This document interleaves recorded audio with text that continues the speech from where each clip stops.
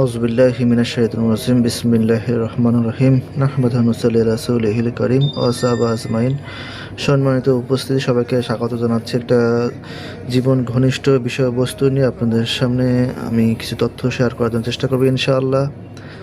আপনারা সবাই অবগত আছেন যে আমাদের দৈনন্দিন জীবন যাপনের ক্ষেত্রে আমরা বেশ কিছু বিষয় লক্ষ্য করে দেখেছি যে আমাদের জীবন চলাচলের ক্ষেত্রে দুই ধরনের সমস্যা আমরা ফেস করি। একটা হচ্ছে যে পাপ সংঘটিত হয় এবং পাপ থেকে নিরাময় করার জন্য যে আইডেন্টিফিকেশন সেটা করতে না পারা।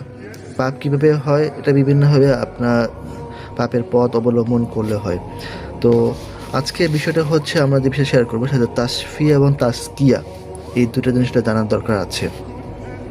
তাসফিয়া হলো যে আপনার ধরুন একটা আয়না রয়েছে, আয়নাটার ভিতরে আয়নার যে আবরণটা আছে, আবরণে ধুলাবালি লেগেছে বা ময়লা আবর্জনা পড়েছে বা ময়লা পড়েছে, আপনি এটাকে পরিষ্কার করলেন, এটাকে বলে তাসফিয়া। এবং তাসকিয়া হলো যে কি দিয়ে পরিষ্কার করছেন, কি দিয়ে কীভাবে পরিষ্কার করছেন, সেটাকে বলে তাসকিয়া।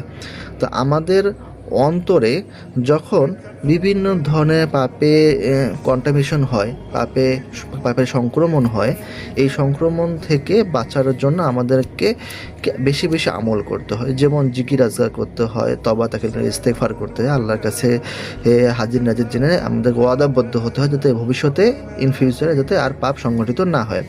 তো আমাদেরকে খেয়াল রাখতে হবে যে পাপ সংগঠিত হয়েছে, সেই পাপটা যেন ইন ফিউচারে না হয়, সেদিকে লক্ষ্য রাখতে হবে। এবং পক্ষান্তরে পাপ আমাদেরকে আমাদের অন্তর থেকে ধুয়ে মুছে সাফ করতে হবে।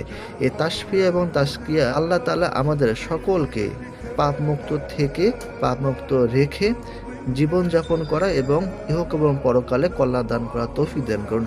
ওমা তৌফিক ইল্লা বিল্লাহ।